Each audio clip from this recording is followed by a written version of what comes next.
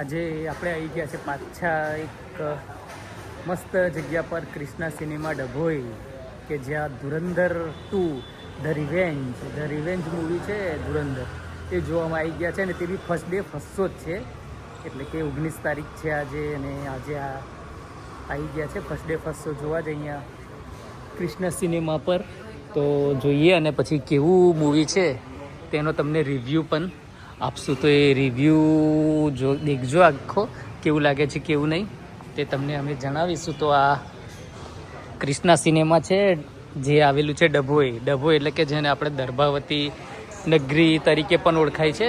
અને અમે regular movie જોવા અહીંયા જ આવીએ છીએ ડભોઈમાં જ, કારણ કે અમારે બોડેલીથી આ ઇઝી પડે છે એટલે અહીંયા જ આવીએ છીએ. તો કેવું મૂવી લાગ્યું કેવું નહીં તે તમને મૂવી પતશે પછી તમને એનું રિવ્યૂ બતાવશું. તો વિડીયો આખો દેખવા માટે વિનંતી.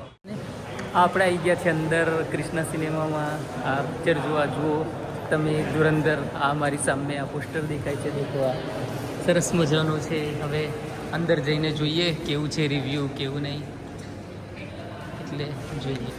અંદર જવાનું મને D7 D8 ને એટલે જોઈ લે, બરોબર છે. D7 D8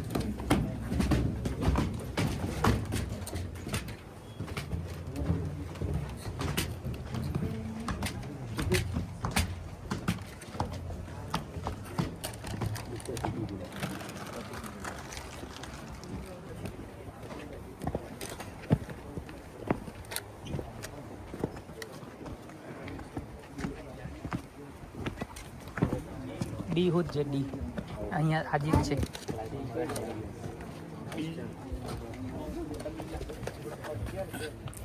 D 1 થી 10 આપણે 7-8 છે, એ 9 છે. આ રહ્યું 7-8. આ ફાટેલી છે, ફાવશે? આ ફાટેલી છે, ફાવશે? નહીતર અહીંયા આવતો ને.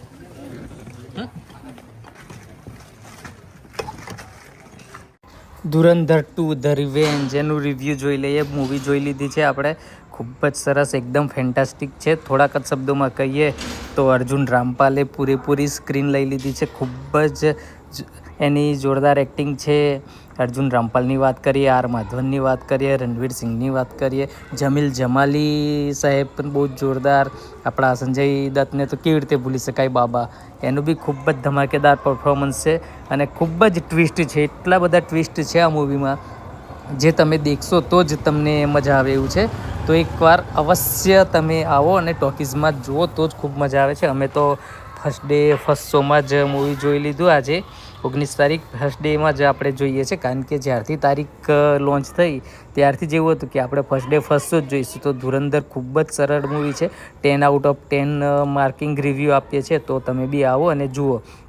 અમે આવી ગયા છે આ ક્રિષ્ના સિનેમા ડભોઈ.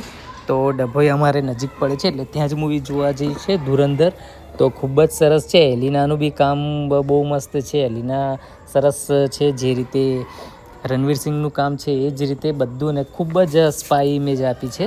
અને ખૂબ સરસ એવા કેરેક્ટર બધા જ લીધા છે. એક કેરેક્ટર જે બડે સાહેબ આવતા હતા, તે બડે સાહેબનો બી રોલ છે, પણ બહુ ખાસ છે નહીં, પણ સારું છે. એમનું પણ ખૂબ સરસ છે બડે સાહેબનું. હવે આપણે ધુરંધર 3ની રાહ જોઈશું.